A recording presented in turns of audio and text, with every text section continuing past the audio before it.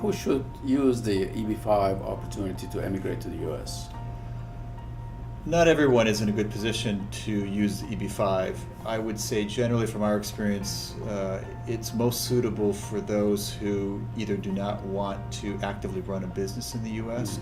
They might have a business remaining back in their home country that they'd like to continue to somehow manage to some capacity, and they just don't have the time or the resources to actively manage a business here in the U.S.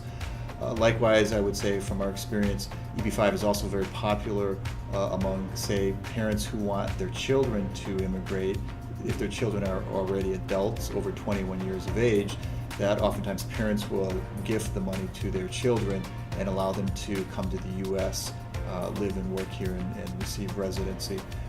In addition, EB-5 is also a good option sometimes for spouses that maybe want to send their spouse and children over while the breadwinner of the family, which is generally the husband, maybe might remain back in the home company, travel periodically back and forth to the U.S. as a tourist, but by not receiving residency, the husband is able to avoid any kind of possible tax implications in the U.S., and therefore his income is not subject at all.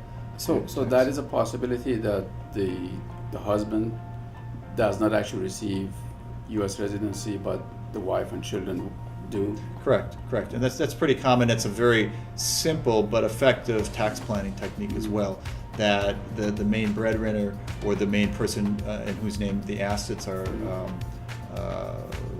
registered, that person does not file as part of the petition, and therefore, since they're not residents of the U.S. and they stay here less than 6 months a year, they're not subject to any taxes.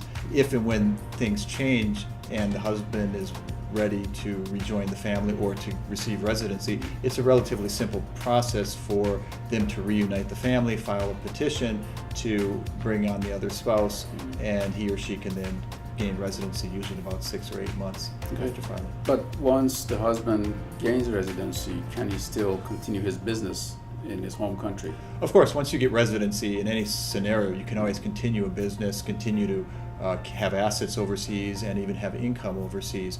The only question then at that point becomes tax planning becomes a very important consideration, and make sure that you speak with a qualified tax accountant prior to doing all of that in order to structure things in a way to minimize your tax obligations in the U.S.